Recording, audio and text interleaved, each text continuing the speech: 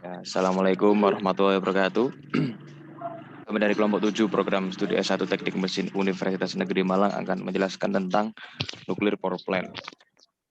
Sebelumnya, kita perkenalkan terlebih dahulu anggota kita. Yang pertama ada Alki Hijri, kedua Dadang Ramadan, ketiga Fauzan Askazidanan, keempat M. Firos Badri Syabana, dan saya sendiri M. Kasfila Mudhafar. Ya, kemudian ada pertanyaan, apa sih nuclear power plant itu? Ya, jadi nuclear power plant itu adalah pembangkit listrik tenaga nuklir atau biasa disebut PLTN, yang mana termasuk dalam pembangkit daya yang dapat bekerja dengan baik ketika daya keluarannya konstan. Meskipun reaktor air didih dapat turun hingga setengah dayanya ketika malam hari. Kemudian bagaimana sih cara kerja nuclear power plant? Jadi nuclear power plant itu hampir mirip dengan cara kerja pembangkit listrik tenaga uap atau PLTU. Ya, jadi dia berbahan bakar fosil. Bedanya kalau PLTU menggunakan boiler untuk menghasilkan energi panas, kalau PLTN diganti menjadi reaktor nuklir. PLTU menggunakan bahan bakar batu bara, minyak bumi, gas alam, dan sebagainya untuk menghasilkan panas dengan cara dibakar. Kemudian panas yang diperoleh digunakan untuk memanaskan air dalam boiler sehingga menghasilkan uap air untuk menghasilkan panas menggunakan bahan bakar fosil seperti batu bara, minyak, dan gas. Sementara itu pada PLTN panas diperoleh dari reaksi inti atom di dalam reaktor. Pada PLTN prinsip kerja yang sama juga diterapkan. Jadi reaksi fisi bahan bakar uranium di dalam reaktor akan menghasilkan energi panas, kemudian air di dalam sistem pembangkit listrik mendidih. Jadi uap air yang mendidih direkayasa sehingga energi kinetiknya dapat digunakan untuk memutar turbin dan menghasilkan listrik untuk diteruskan ke jaringan transmisi. Lalu lanjut, slide kelima, silakan.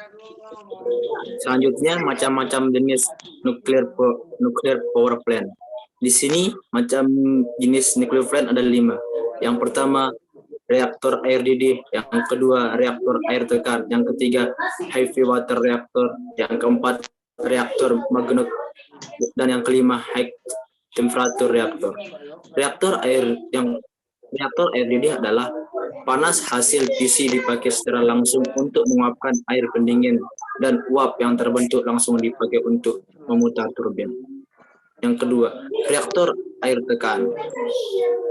Reaktor air tekan menggunakan H2O sebagai pendingin sekaligus sebagai moderator. Bedanya dengan reaktor air didih adalah penggunaan dua macam pendingin, yaitu pendingin primer dan sekunder. Panas yang dihasilkan dari reaksi fisi dipakai untuk memanaskan air pendingin primer. Yang ketiga, heavy water reactor. Heavy water reactor yaitu menggunakan D2O atau air berat sebagai moderator sekaligus pendingin.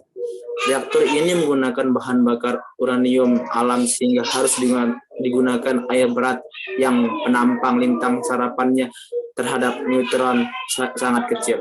Yang keempat, reaktor magnet.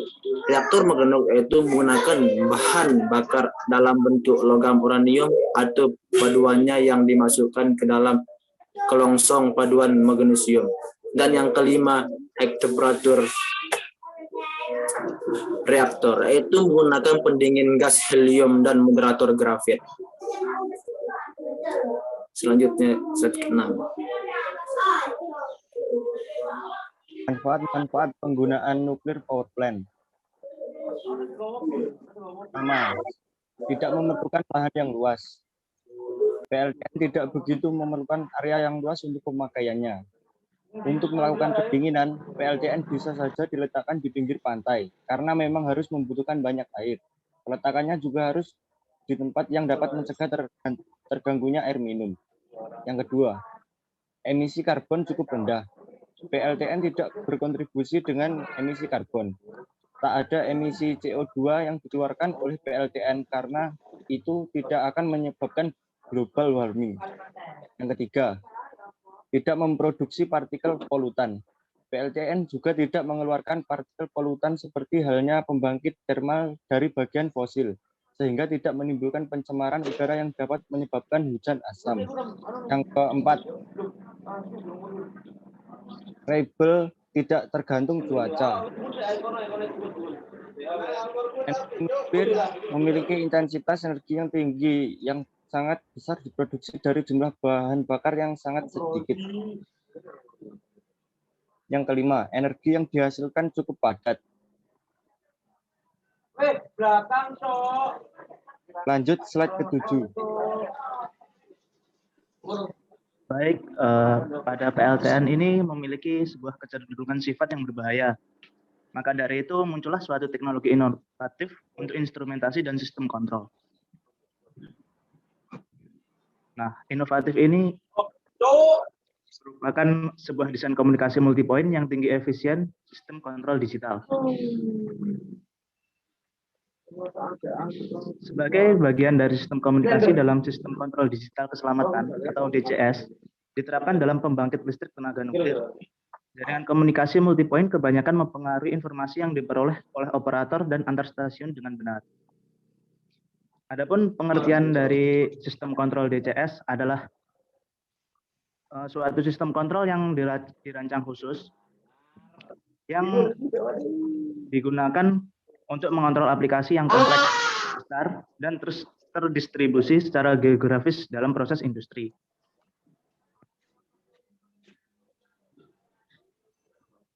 Lalu sistem kontrol digital keselamatan. Ini meliputi dua, yaitu satu, arsitektur sistem komunikasi keselamatan, yang merupakan sebuah sistem komunikasi yang khas dari DCS keamanan nuklir, di mana titik ke titik dan jaringan multipoint keduanya diintegrasikan. Point to point jaringan digunakan untuk mentransfer parameter operasi sistem untuk perjalanan reaktor. Nah, yang kedua ini adalah kebutuhan komunikasi multipoint keselamatan. Rancangan sistem keamanan yang diterapkan di NPPS harus sesuai dengan standar yang terkait dan dipersengketakan. Dari yang relevan, mulai dari standar, peraturan, dan persyaratan yang sesuai. Desain yang efisien keamanan multipoint jaringan yang tinggi. Meliputi yang satu, protokol sederhana. 2. Model transmisi data. Yang ketiga adalah implementasi keamanan multipoint jaringan pada FPGAs. Dan yang terakhir adalah bingkai data yang dirancang untuk FPGA. Sekian presentasi dari kelompok kami. Apabila ada kesalahan, kami mohon maafnya sebesar-besarnya. Wassalamualaikum warahmatullahi wabarakatuh.